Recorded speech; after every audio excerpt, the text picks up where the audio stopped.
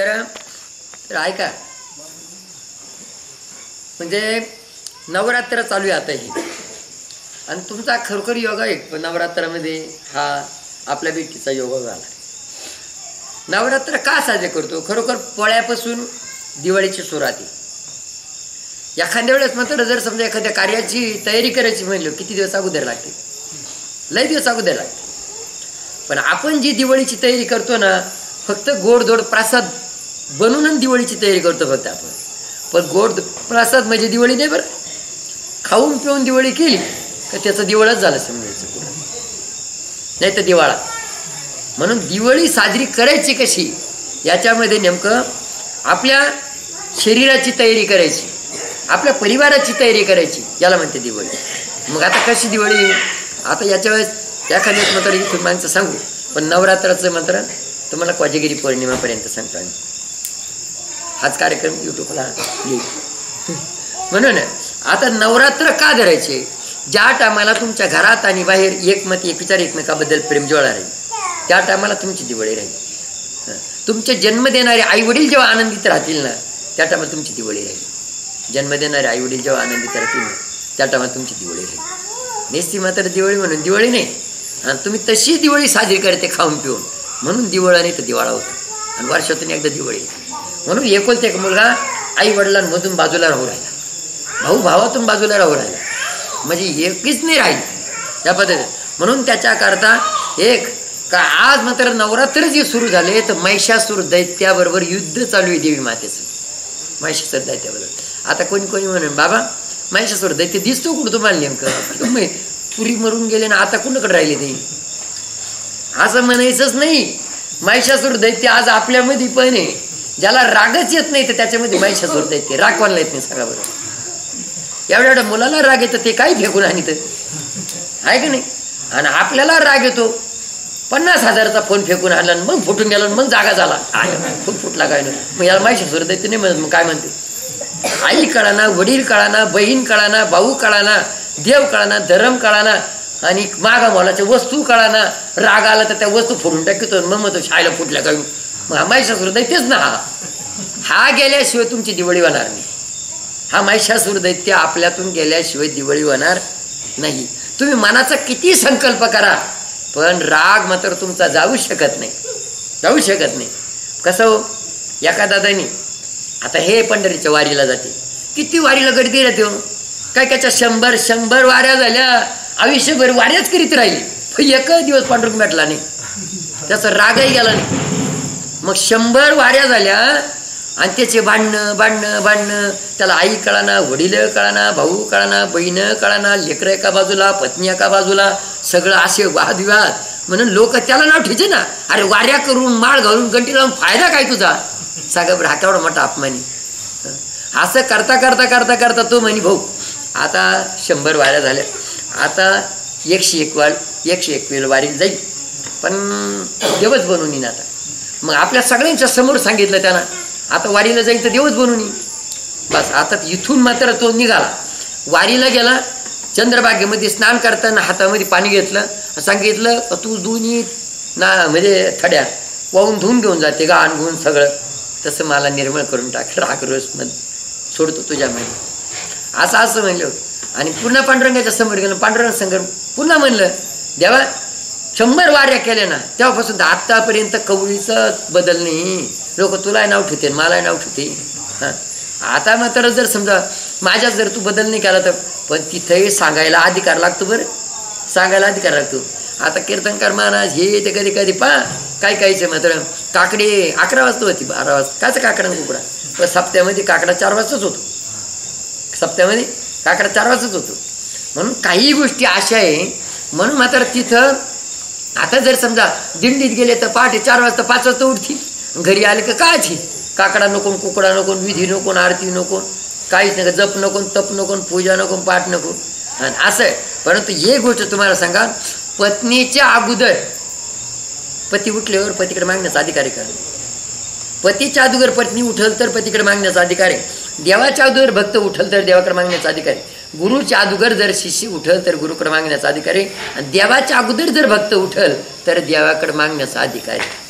मग आजही मात्र जर तुम्ही म्हणले का बा देवा ये भाऊ दे ठीक पाणीवर आलं मोटर जळून जाईल देवा खरोखर कृपा कर आता मोटर बनवून आणता आणता पड ना तू एकदाचा बरणी करून टाकणं एवढी आला असता तू पण तुम्ही उठते का वा ही गोष्ट मात्र म्हणजे मागायला पण अधिकार पाहिजे ना आपल्याला बरोबर आहे का नाही ही गोष्ट हां आपलं मात्र टोल नाक्याचं दांड का उठतं माहिती बरं का उठतं टोल नाक्याचे बाण खात्यावर बॅलन्स राहील तेव्हा आणि ते बी मात्र जर 250-200 रुपये का 300 रुपये टोल नाका तुमच्या खात्यात 200 रुपयाचे तरी दांड कुठत नाही उठतं का नाही उठत तसं मात्र तुम्ही एवढी सभा करतो एवढं मागून घेते देव काही भोटलंय का द्यायला त्याबद्दल देवाला काही कळतं का नाही म्हणून मात्र अशा पद्धतीनं आता जर समजा तू आला सांगून पांडुरंगाला आता रागच सोडला म्हणून असं एवढ्या माणसांच्या समोर सांगून गेला होता जेव्हा आला तिकडून त्या टायमाला सगळी जनता काय बा पांडुरंग भेटला का कसं काय झालं दर्शन बिर्शन काय सोडलं बा आता तू मग त्यांना सांगितलं राग सोडला आता सांगूनच झालं तर राग सोडून येईल राग सोडला असं म्हणता एक आता हे सगळे ऐकलं सगळ्यांनी उठून गेले त्या कोपऱ्याला एक बसेल होतं ते त्याला नव्हतं येतं ऐकून ते जवळ बसलं हा म्हातारा माणूस होता वाऱ्या करता मात्र काठी हातात आली आणि ती काठी अशी जवळच होती आणि ती आलं जवळ बसलं त्या म्हाताऱ्याला ऐकू येत नव्हतं त्या म्हाताऱ्याला ते म्हणलं काय सोडलं म्हणे राग सोडला काय सोडलं म्हणे राग सोडला आता त्याला येत नाही ऐकू तो विचारायचा त्याला काय सोडलं हा सांगायचा राग सोडला त्याला येत नाही ऐकू आता 50 वेळा झालं बा घेतली काठी यायचं तुला सांगतो राग सोडला मग सोडला होता ना आला कुठून असं मात्र नाही म्हणून त्याच्याकरता हे कुठणीच करायपेक्षा ना नवरात्र उपास करा नवरात्र उपास करताना देवी मातेचा गट बसवायचा आणि घटी बसायचं गट बसायचा गटी बसायचा आता गटी बसणं काही शक्य नाही गटी म्हणजे तिथंच बसून राहायचं आता सोंगण्या सांगण्या डोरं गुरं कोण करीन स्वयंपाक बिंपाक हे उत्तर प्रदेशमध्ये मध्य प्रदेशमध्ये अशा हातावरती गट बसवते बिंबीवर गट बसवते 9 दिवस मात्र हा जी बात हलणं नाही चालणं नाही घट उठीपर्यंत हवा दसऱ्याच्या दिवशी म्हणजे 10 दिवस घट उठीपर्यंत हलणं नाही चालणं नाही आपलं थोडा वेळ बसलं लगेच असं करत म्हणून मात्र अशा पद्धतीनं 9 दिवस जर अशा पद्धतीनं मात्र गट बसावला याच्यामध्ये आज पुढे दिवाळी काय पुढे दिवाळी कशी आहे गोडाची ना काय दिवाळी पुऱ्या गोडे लाडू गोडे चिवडा गोडे शंकरपाळी गोडे सगळं गोडच आहे का नाही मग दिवाळी गोडच होईल पाहिजे का नाही तर तोंडाला कडूपणा असल्यावर दिवाळी कशी होईल तोंडाला कडूपणा असल्यावर दिवाळी कशी होईल कडूपणाच होईल का नाही म्हणून मात्र प्रत्येक वनस्पतीमध्ये औषधी ठेकते बरं वनस्पती औषधी ठेकते अहो हे काँग्रेस जे असतं ना काँग्रेसमध्ये सुद्धा औषधी शक्ती आहे पण आपण त्याचा आदर करत नाही ना हो दुसऱ्याला राम श्याम जर केलं तर तो माणूस इतका उघडून जाईल ना अंगातले कपडे काढून देईन तो तशा वनस्पतीचा तुम्ही आदर करा इळा घेते कापीते कुणाकडे फेकून देते मग उपयोग करते तुम्ही त्या औषधाचा काल ते उपयोगपर्यंत तुमच्या औषधाचं आहे नाही तर जखम असली तर त्या काँग्रेस सांगितलं तुम्हाला बाकीचं नाही इतकं कडू राहतं ते एखादं उभरून पण जातं त्या काँग्रेसचा पाला मात्र थोडासा असा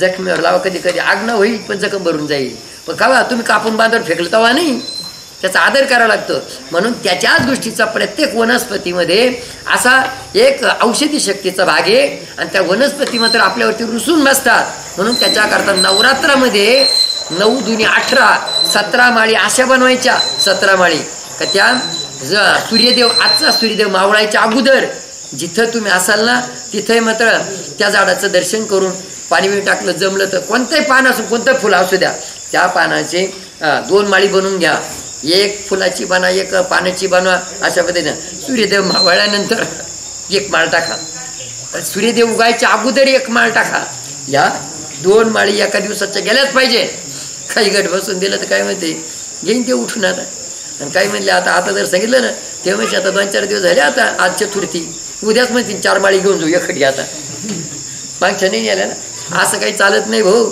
ते त्याच दिवशी जसं दूध काढल्यानंतर ते जर लवकर डेअरीला जर नाही नेलं ना त्याचा फॅट कमी येतो एवढं बरं कळतं आपल्याला काढल्या फेस आहे तेवढंच घेऊन जातो डेअरीला फॅट कमी येऊ नये म्हणून पण इथंही तुम्ही किती सतर्क किती सावध आहे एखाद्या काळ्याची भीती वाटली ना त्या टायमाला मात्र लगेच देवाचा दावा करतो या गोष्टी पण माहिती तुम्हाला एक जण मात्र वाळूतून चाललं चप्पल होती पायात आणि पिक्चरचं गाणं म्हणत चाललं ते आता पिक्चरचं गाणं आम्हाला नाही येत पण सांगितलं बा ते पिक्चरचं गाणं म्हणत चाललं आणि पिक्चरचं गाणं म्हणत चाललं मग सपा चाललं आणि जगला तर रस्ता होता जेव्हा मग त्याच्या चपलीवरून जे खडं उडायचं ते त्याच्या डोक्यावरून पुढं पडायचं छायला आता तर इथं अवघडच काम झालं. मग देव दिला सोडून मग ते पिक्चर दिला सोडून देवाचं गाणं म्हणायला लागलं. भीती वाटायला लागली काळाला मारणारा फक्त देवच काळाबरोबर कुस्ती मारायची म्हणजे देवच करू शकतं ते असं दुसरं नाही. म्हणून मात्र अशा पद्धतीनं मग तिथे मात्र काय सांगितलं तुम्हाला प्रत्येक वेळेस तर 2 माळी मग जसं मात्र दूध काढल्यानंतर सतर्क राहतो तसं नवरात्रामध्ये तुम्ही किती सतर्क आहे नवरात्रामध्ये सूर्यदेव उगल्यानंतर जर माळ घातली ना ते नवरात्र काही उपयोगाचे नाही. गेलं ना तुमचं आलं ते नवरात्र काय फायदा झाला नेमकं दिवस उगल्यानंतर तुम्ही मग काय माहिती जाऊ धुणं करून भांडे करून जाऊ 12 वाजता माळ घेऊन असं थोडं चालतं असतं ते. तुमचं सगळं बाजूला राहू द्या पण पहाटी 1 माळ एका दिवसाच्या 2 माळी सूर्यदेव मावळल्यानंतर 1 आणि सूर्यदेव उगायच्या अगोदर 1 देवानं कसं केलं पहा बरं असं का सांगितलं नाही सूर्यदेव उगल्यानंतर 1 माळ घाला हे नाही सांगितलं. म्हणूनच सूर्यदेव मावळल्यानंतर 1 आणि सूर्यदेव उगायच्या आत 1 तुम्ही किती लवकर उठते ही परीक्षा देव पाहणार आहे ना. म्हणून मात्र 9 दुनी 18 17 माळी अशा पद्धतीनं बनवायच्या 17 माळी अशा बनवायच्या. आणि म्हणून मात्र याच्यामध्ये आता तर 9वी 18वी जी माळ आहे ती धन्याची माळ आहे. पण आता याच्यामध्ये घटी बसणं तर काय शक्य नाही आपल्याला. मग त्याच्याकरता दिवा लावायचा आहे दिवा मग अखंड लावायचा तो दिवा. म्हणून मात्र ती काडकीमध्ये लावून त्याला अशी वाद गुंडळून ते ठेवतो. पण यादा कदाचित जर समजा दिवा लावून घरातली पाहू आपण बा पण बाहेरची एखादी जर दिवा लावून तुम्ही निघाले मांजरानं घेऊन गेलं बात ती मग आता तुम्ही आले उठायच्या दिवशी काय उपयोग होईल त्या नवरात्राचा. त्याच्याकरता सकाळी दिवा लावून आले ना संध्याकाळी पुन्हा वात नेली का आहे एक दिवा चालू आहे का नाही लावायला जा पुन्हा संध्याकाळी लावून आले सकाळी पुन्हा जात जा देवाला भेटायला जात जा घटात पाणी टाकत जा माळी घालीत जा दिव्यात तेल टाकून दिवा लावीत जा. ह्या गोष्टी मात्र आपल्याला अखंड करावं लागतात. तर नवरात्राला साबुदाणा भगर ह्या मात्र चालत नाही. साबुदाणा भगर आणि शेंगदाणी फळं सफरचंद चिकू हे काही चालत नाही बरं का. नाही तर मग तुमच्या पोटभर फराळ खाऊन असं जर खाऊ घातलं माझ्या सुरदाय त्याला निश्चित बाया सावरीन तो म्हणजे पाहतोच. मग ज्या घरामध्ये आरोग्य नाही ज्या घरामध्ये यश नाही त्या घरामध्ये शांती नाही ना त्या घरामध्ये निंबाचा पाला आणि मिरचीचा असं लाल मिरचीचा असा दूर करायचा. लाल मिरच्या निंबाचा पाला एकत्र करून दूर करा आणि असा ठसका करा तिकडं आसुरी शक्ती घरातून जाते. तशाच पद्धतीनं महिषासूर दैत्य डोळ्यात नाही कानात नाही महिषासूर दैत्य पण हातात नाही पण मधी बसलेला आहे म्हणून तो डोळ्यात येतो डोळे मोठे मोठे करतो. आतमध्ये बसलेला आहे म्हणून हातात येतो फोन फेकून आणतो म्हणून महिषासूर दैत्य आतमध्ये म्हणून मात्र फाईट मारतो पायाना महिषासूर दैत्य आतमध्ये. म्हणून मात्र कधी कधी कानाने ऐकणं म्हणून मात्र महिषासूर दैत्य आतमध्ये म्हणून तोंडानं काही करतो बिना गावाचे घोडे सोडतो आई बापावरून त्याला महिषासूर दैत्यच म्हणते ना. विचित्र बोलणं विचित्र वागणं आणि आई वडील बहीण यांना न मानणं देवाधर्माला न मानणं नीतिशास्त्राला न मानणं याला महिषासूर दैत्य. मग या महिषासूर दैत्याला आतून काढायचं ना फक्त भाजीवर ठेवायचं 9 दिवस भाजीच खायची डांगराची चक्कीची भेंडीची भाजी बस. आता डांगर चक्की भेंडीची भाजी खाली ना कसा महिषासूर दैत्य जात नाही पाहू बरं गेलाच पाहिजे तो. पण आपले नवरात्र फटभर फराळ खाऊनी फळ काय नवरात्रच आहे चिकू काय सफरचंद काय केळी काय नवरात्रच. मग आता म्हणून मात्र अनुभव येत नाही. असे किती नवरात्र गेले आयुष्य काढा लागून गेलं ना आपलं तरी त्या महिषासूर दैत्यानं आपल्याला उजमेरू दिलं नाही. यश येईना आरोग्य येईना घरात मत एकचार एकमेकाबद्दल पेरंजोळा राहीना. म्हणून त्याच्याकरता मात्र या पद्धतीनं करायचं. आता या गोष्टी कळाल तुम्हाला का प्रत्येक पाना फुलाच्या 2 माळी बनवायच्या आणि एक सूर्यदेव मावळल्यानंतर आणि एक सूर्यदेव उगायच्या अगोदर 1 माळ आणि दुसरी एक गोष्ट का बा डांगर चक्की आणि भेंडीची भाजीच खायची. मग तुम्ही म्हणा मग पोटभर शेंगदाणे टाकू त्याच्यामध्ये आणि त्यालाच बनू. मग असं नाही असं करा का आपल्याला मात्र देवाला सुद्धा दया मिळाली पाहिजे का काय बा नेमकं काय खवडायली बा असं बरोबर. पाहणाराला नुसती भाजी खाता असलं तरी आपल्या दया माहिती भाऊ माझ्यातली आरती घे भाऊ पण काय असं देवाला सुद्धा दया मिळाली पाहिजे असं. म्हणून अशा पद्धतीनं आता 9 दिवस या असं झाले 9 दुनी 18 आणि 17 माळी या झाल्या. दिवा अखंड लावला, फराळ हे घेतलं. आता तिथून पुढं एक का जसं मात्र 9व्या रात्रीला काही काहीचे उपास सुटून जाते, पण 9व्या रात्रीला उपास सुटत नाही. नवरात्र हे नवरात्र काही काहीचे 9व्या रात्रीला सुटत, 9वी रात्र पुढेच राहते. 9व्या रात्रीला युद्ध करता करता देवी थकून जाते. पहिला देवीला नैवेद्य द्यायचा, देवी देवत्यांना नैवेद्य द्यायचा. मग देवी देवत्यांना नैवेद्य द्यायचा म्हणजे कोणता? होम हवन पूजाच्या साह्याने देवीला नैवेद्य, देवांना नैवेद्य द्यायचा. कारण की देवाला नैवेद्य ठेवलेला तो देवापर्यंत पोचवत नाही. देवाला नैवेद्य ठेवला तर त्याला किडे माकुडे मुंग्या लागतात ना, तर त्या आत्म्याला जी शांती मिळते ती आपल्या आत्म्याला शांती मिळते. म्हणून ज्या दिवशी 9व्या रात्रीला देवीला यश आलं ना, त्याच रात्रीला मात्र होम पूजा करायची, होम पूजा करायची. तो देवादेवतांना सगळ्याला नैवेद्य, तो आनंद उत्साही तर म्हणजे होमकुंड पेटून हवन पूजा वगैरे करा. तर अशा पद्धतीनं मात्र आता इथंही मात्र आपण त्या पद्धतीनं करणार आहे. हां, त्याच्यातून मात्र आता काही ब्राह्मण गुरुजी फिरजी नाही, आम्हीच आमचं रात्रभर चालत. फक्त तुम्ही दक्षिणा ब्राह्मणासारखी देऊन टाकत जा आम्हाला. ब्राह्मण बाबा तुमच्याशी नाही दक्षिणा दिलेली तरी काही चिंता नाही, फक्त जागा व्हा आमच्या बरोबर. म्हणून मग 9व्या रात्रीला दसऱ्याच्या दिवशी सूर्यदेव उगायच्या अगोदर घट हालून घ्यायचा आणि सगळं धन उपटून घ्यायचं आणि त्या धन्याची जी माळ बनवायची ती देवीला माळ घालायची ताती ताती, त्या पाठी दसऱ्याचा सूर्यदेव उगायच्या अगोदर पाठची. आणि मग थोडंसं धन माता भगिनींना आपल्या डोक्याला बांधायचं. हे डोक्याला सहजासहजी माता भगिनीचं डोकं दुखतं हे करून ते धन जर बांधलं दसऱ्याच्या दिवशी दिवसभर ठेवलं तर वर्षभर डोकं दुखणार नाही. मग फक्त दसऱ्या दिवशीच बांधायचं नाही तर वर्षभर नाही बांधायचं नाही. तुम्ही म्हणा वर्षभर बांधायचं काय म्हणून. आता तिथं राहिलं काय? फक्त गाठाची माती, गाठाचं गाडगं राहिलं. आता गाठाची माती गाठाचं गाडगं राहिलं तर तुम्ही कधी काय सकाळीच उचलून फेकून देते त्याला, पण असं नाही चालत. दसऱ्याच्या दिवशी मात्र दुपारून 3 वाजेनंतर घट उचलून पाण्यामध्ये टाकायला घ्यायचं. तिथं एक घरातल्या देवस्थानाची सुपारी राहते, त्या सुपारीला गणपती बाप्पा बुडला ना त्याला आंघोळ घातली. ज्या पाण्यात गणपती बाप्पा बुडला त्या पाण्यात बुडून घेतली ती पहिली आंघोळ. आणि आता घाटाची माती ज्या पाण्यात विसर्जन करू त्या पाण्यात बुडून घेतली तर ती दुसरी आंघोळ आहे आता ही. मग त्या पाण्यात आपण घाटाची माती विसर्जन केली, घाटाची माती विसर्जन केली त्याच पाण्यामध्ये पानं फुलं किंवा म्हणतात आपले ते हारगिरे टाकले सगळे आणि ते घाडगं धुवून स्वच्छ पाण्याने भरून घरी घेऊन या. आता काही काही ते गट धुवायला गेले ते गाडगर तिकडे टाकून राहिले. काही काही मैले घेईन ते उठून गट उठायलाच गेले नाही. असं जर म्हणलं काय दिवाळी होईन, दिवाळा नाही तर दिवाळाच होईल ना. हां, काही काही नाही ते गाडगे आणले धुवून ते तवा घासायला लावली पालतं करून. त्या गाडग्याचा काय या दिवाळीच्या टायमाला ज्या पंत्या लावतो ना, पंत्या काय कधी खोडळवत नाही. पाहिलं पंत्या कधी खोडळवत ना, पंत्या खोडवत नाही. ज्या टायमाला तुमच्या गावात कार्यक्रम आहे, एखादा सण आहे, उत्साह आहे, त्या टायमाला तुमच्या दरवाजांमध्ये इकडं तिकडं तुळशीपाशी अशा पंत्या लावा. आणि या पंत्या लावलेल्या ना त्या टायमाला परमेश्वराची शक्ती मात्र सणावाराच्या दिवशी फिरत असते, जिथं उजेड त्या घरामध्ये प्रवेश करत असते. हे माहितीच नाही. तुमची दिवाळी झाली का मग पंत्या तवा घासायला, बऱ्याच पंत्या तवा घासायला पाहिजे आम्ही. तवा घासायला दुसरं काही नाहीच आहे. अहो ते गाडगं जेव्हा आणतात ना, पाणी भरून आणलं तर त्याच गाडग्यातलं पाणी सगळ्यांनी 2-2 चमचे प्या तुमच्या घरामध्ये. तुमच्या घरात एकमेक एक विचारायला एकमेकाबद्दल प्रेम जेवळा राहील तुमच्या घरात.